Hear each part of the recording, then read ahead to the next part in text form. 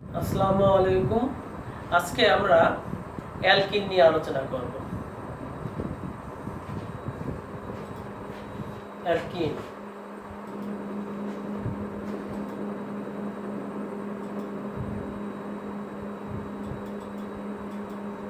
Alkyne কি? প্রথমে আমরা আলোচনা করব অ্যালকিন কি। যেসব হাইড্রোকার্বনে কার্বন কার্বন দ্বিবন্ধন বিদ্যমান এবং কার্বনের অবশিষ্ট যোজনী হাইড্রোজেন দ্বারা পূর্ণ থাকে তাদেরকে অ্যালকিন বলে। আসলে অ্যালকিনকে আমরা অসম্পৃক্ত হাইড্রোকার্বনও বলতে পারি, কারণ কার্বন দ্বিবন্ধন এবং ত্রিবন্ধন থাকলে তাদেরকে অসম্পৃক্ত বলে। এবার আমরা আসব অ্যালকিনের সাধারণ সংকেত। অ্যালকিনের সাধারণ সংকেত CnH2n। এবার অ্যালকিনের গাঠনিক সংকেত। অ্যালকিনের গাঠনিক সংকেত কার্বন কার্বন দ্বিবন্ধন থাকবে এবং অবশিষ্ট বন্ধনগুলো হাইড্রোজেন দ্বারা পূর্ণ থাকবে। অবশিষ্ট বন্ধনগুলো হাইড্রোজেন দ্বারা পূর্ণ থাকবে। তো অ্যালকিনের প্রথম যে সদস্য তা হচ্ছে ইথিন। এবার ইথিনের সংকেতটা কিভাবে হলো আমরা তা দেখে নিব। ইথিন, যেহেতু ইথ হচ্ছে n এর মান 2, তাহলে আমরা এই ফর্মুলা অনুযায়ী n এর জায়গায় আমরা 2 বসাবো। তো C2H2 * 2, দ্যাটস মিন্স C2H4। তাহলে আরো কিছু উদাহরণ আমাদের চলে আসে। শুধু কি ইথিন হবে না, ইথিন থেকে শুরু করে ইথিন, প্রোপিন, বিউটিন, এভাবে ডেকিন পর্যন্ত আমরা শিখব। আরো আছে, আমাদের আপাতত ডেকিন পর্যন্ত শিখলেও হবে।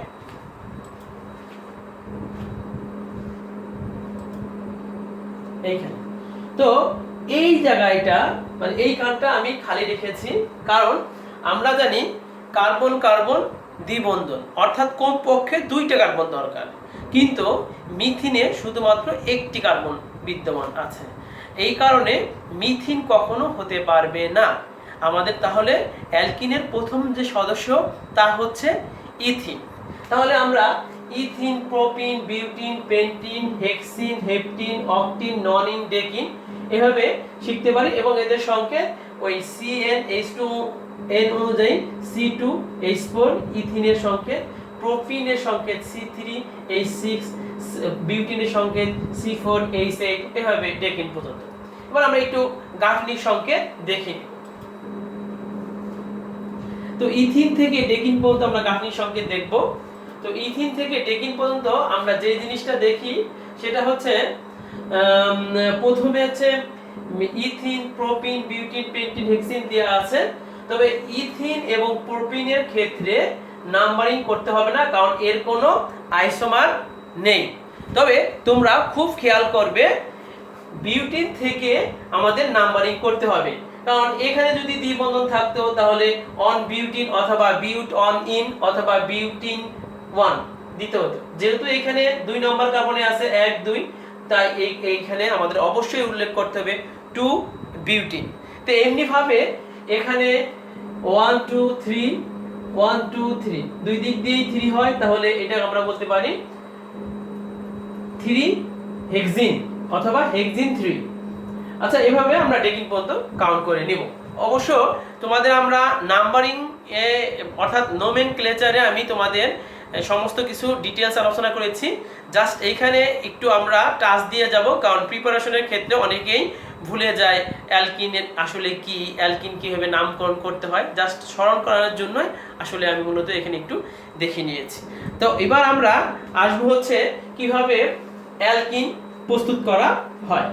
অ্যালকিন প্রস্তুতের ক্ষেত্রে আমাদের একটু খেয়াল করতে হবে যে অ্যালকোহল থেকে আমরা অ্যালকিনে প্রস্তুতি আসব। এবার অ্যালকোহল থেকে অ্যালকিনে যদি আসি তাহলে আমরা দেখতে পাচ্ছি অ্যালকোহল গাঢ় সালফারিক অ্যাসিডের সাথে 100 ডিগ্রি সেলসিয়াস তাপমাত্রায় বিক্রিয়া করে অ্যালকাইল হাইড্রোজেন সালফেট উৎপন্ন করে। পরবর্তীতে এই alkyl hydrogen sulphate 165 degree Celsius তাপমাত্রায় এই অ্যালকিনে পরিণত হয়। এবার আরো কিছু উদাহরণ আমরা দেখে নেই। এখানে আছে ইথানল। ইথানল গাঢ় সালফারিক অ্যাসিডের সাথে 100 ডিগ্রি সেলসিয়াস তাপমাত্রায় বিক্রিয়া করে ইথাইল হাইড্রোজেন সালফেট উৎপন্ন করে। ইথাইল হাইড্রোজেন সালফেট উৎপন্ন করে। তারপর ethyl hydrogen sulphate 165 degree Celsius তাপমাত্রায় ইথিন উৎপন্ন করে। এবার আমরা অ্যালকোহলের নিরোধন বিক্রিয়া দ্বারা অ্যালকিনের প্রস্তুতি। এই অ্যালকোহলের নিরোধন বিক্রিয়া দ্বারা অ্যালকিনের প্রস্তুতির ক্ষেত্রে আমি তোমাদের যে কথাটা বলে দিব যে নিরোধন বিক্রিয়াটা কি। আসলে নিরোধককে আগে চিনতে হবে।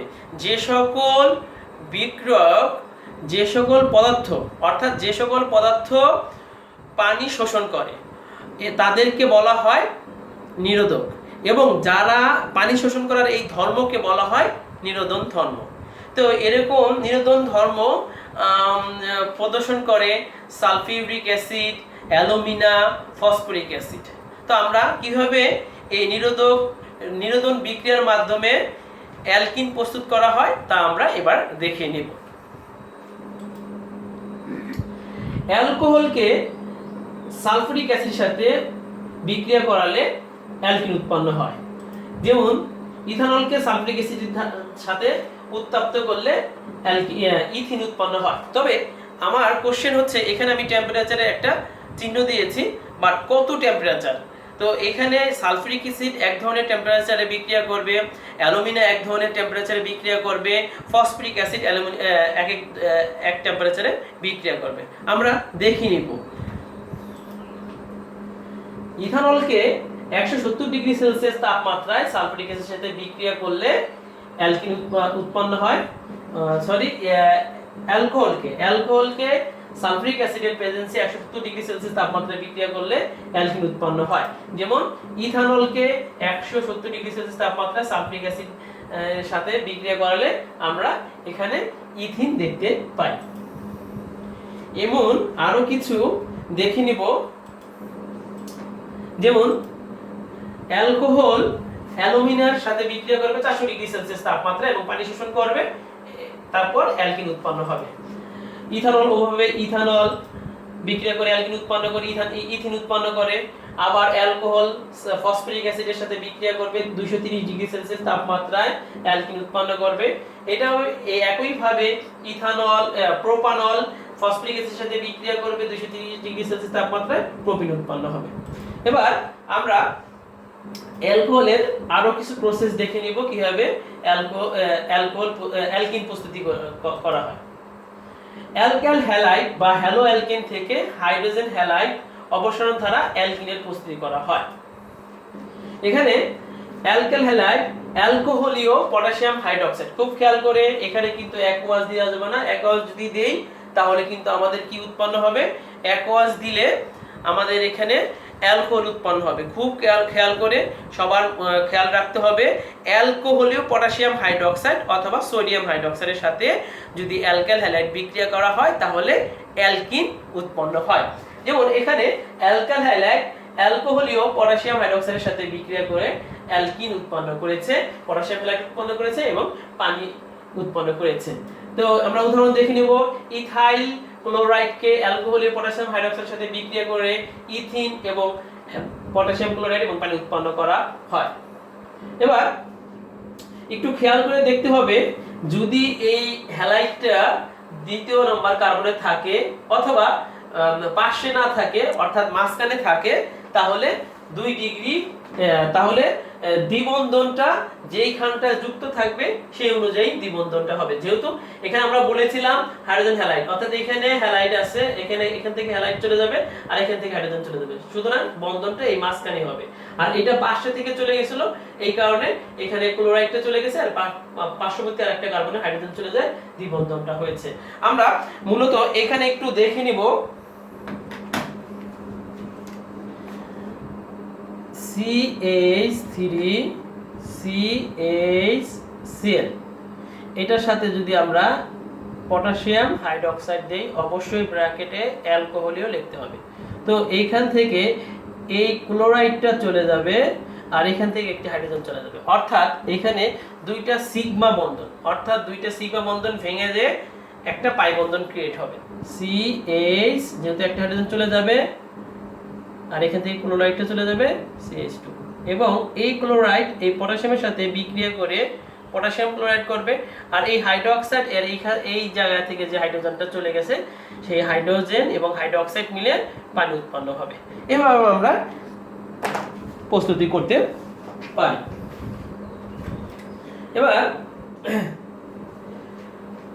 এবার আমরা দেখে নিব অ্যালকিনের আরো কিছু প্রস্তুতি।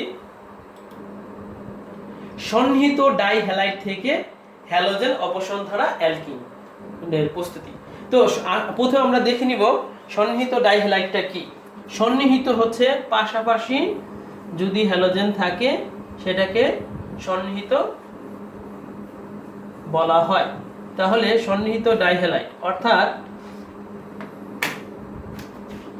CH2CH2 এইখানে হ্যালোজেন থাকে এবং এই জায়গায় হ্যালোজেন থাকে। যদি পাশাপাশি দুইটা কার্বনের মধ্যে হ্যালোজেন থাকে, যদি পাশাপাশি দুইটা কার্বনের মধ্যে হ্যালোজেন থাকে তাহলে তাকে সন্নিহিত বলা হয়। এবং যেহেতু হ্যালাইড যুক্ত আছে তাহলে এটাকে আমরা সন্নিহিত ডাইহ্যালাইড বলতে পারি। তো আমরা একটু দেখে নিব কিভাবে সন্নিহিত ডাইহ্যালাইড থেকে অ্যালকিন প্রস্তুতি হয়। এখানে এই যে সন্নিহিত ডাইহ্যালাইড অর্থাৎ এইখানেও একটা হ্যালোজেন আছে, এইখানেও একটা হ্যালাইড আছে, এখানে একটা হ্যালাইড, এখানে একটা হ্যালাইড। এবং এই হ্যালাইডকে সন্নিহিত ডাইহ্যালাইডকে জিঙ্ক সহ উত্তপ্ত করলে এইখান থেকে একটা হ্যালাইড চলে যাবে, এইখান থেকে একটা হ্যালাইড চলে যাবে এবং দুইটা সিগমা বন্ধন ভেঙে এখানে একটা পাই বন্ধন ক্রিয়েট হবে। আর এই হ্যালোজেন আর এই হ্যালাইড মিলে জিঙ্ক হ্যালাইডে পরিণত হবে। আমরা एग्जांपले আসি। এখানে 1,2 ডাইক্লোরোপ্রোপেন 1,2 ডাইক্লোরোপ্রোপেনকে জিঙ্ক সহ উত্তপ্ত করলে আমরা প্রোপিন পাবো। এবার আমরা অ্যালকাইন থেকে অ্যালকিনের প্রস্তুতি হয় কিভাবে। অ্যালকাইনের হচ্ছে কার্বন কার্বন ট্রিপল বন্ড থাকে, অর্থাৎ এখানে কার্বন কার্বন ট্রিপল বন্ড অর্থাৎ এখানে একটি সিগমা বন্ধন থাকবে এবং দুইটি পাই বন্ধন থাকবে। তো এইখানে যেহেতু অ্যালকিনে একটি সিগমা বন্ধন একটি পাই বন্ধন হয়, তাহলে এখানে থেকে একটি পাই বন্ধন ভেঙে যাবে এবং ভেঙে যেয়ে দুইটা হাইড্রোজেন তার সাথে যুক্ত হবে। আচ্ছা, এই যে অ্যালকাইন, এখানে অ্যালকাইন কার্বন কার্বন ট্রিপল বন্ড অ্যালকাইনের সাথে এই হাইড্রোজেন বিক্রিয়া করবে প্লাডিয়াম বেরিয়াম সালফেটের সাথে উপস্থিতিতে এই অ্যালকাইনের সাথে হাইড্রোজেন বিক্রিয়া করে অ্যালকিন উৎপন্ন করে। এই প্লাডিয়াম এবং বেরিয়াম সালফেটকে লিন্ডার বিক্রিয়ক বলা হয়। তো এখানে আমরা দেখে নিব প্রোপাইনের সাথে প্লাডিয়াম বেরিয়াম সালফেট হাইড্রোজেনের সাথে বিক্রিয়া করে অর্থাৎ সংযোজন বিক্রিয়া, এটা কিন্তু একটা সংযোজন বিক্রিয়া, সংযোজিত হবে বিক্রিয়ার মাধ্যমে অ্যালকিন অর্থাৎ প্রোপিন উৎপন্ন হয়েছে।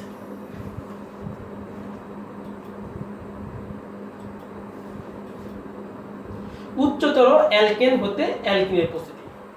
এখানে আমরা দেখতে পাচ্ছি উচ্চতর